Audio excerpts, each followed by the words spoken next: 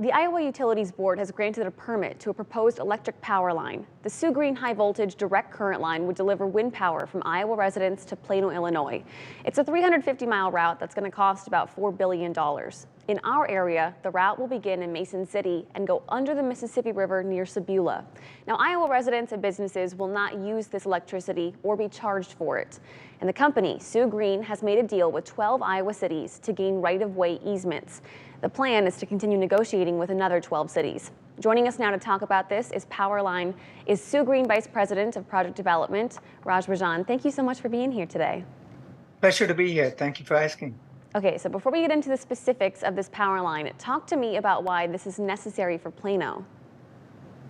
It's a question of being able to tap into the low-cost, high-availability wind generation resources in Iowa and making it available in the high-demand center in the market around Chicago. So when people hear power lines, we can think of big cables that stretch across the plains, but that's not going to be the case here, right? No, this is actually going to be using the latest in power transmission technology so that we can actually bury the line underground. And even better, we are actually burying the line underground in a transportation right-of-way corridor so that we don't have to go through productive agricultural land, farmland, or ranch land. When you say productive corridor like that, do you mean next to like railroads and roads? Yes, most of the project will be built next in the railroad right-of-way, right next to a railroad. You know, you've mentioned in other interviews that you believe Iowa's wind power hasn't even scratched the surface of its potential. What do you mean by that?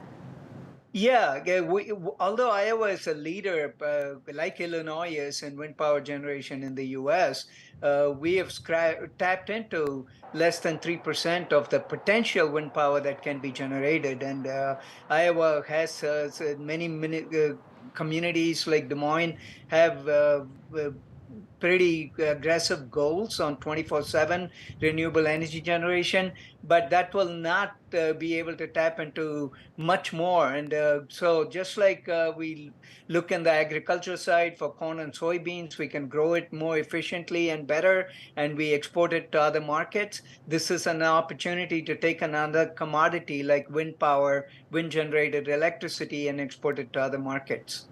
So you still have to negotiate with a few landowners.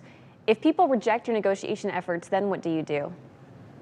Well, we do have to work through, and unless people have tangible reasons to reject a project going through their community corridor. So far, 12 municipalities have approved them unanimously, and we expect to go through the negotiations and get approval from the other municipalities.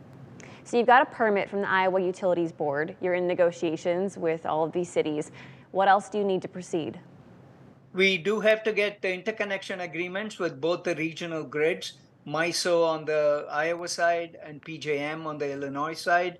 And we also need to get environmental permits from primarily led by the Army Corps of Engineers in coordination with the DNRs and EPAs in both states.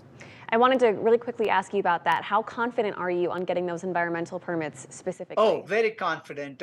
An underground power transmission project is even more environmentally friendly in terms of not having environmental impacts during its operation. So we only need to address the concerns of mitigating and avoiding environmental impacts during construction. And we have already worked through, we have done all the surveys, we have prepared all the reports, and we are well underway to get those permits in place. All right. Well, Raj, thank you for joining us today. You're welcome. My pleasure.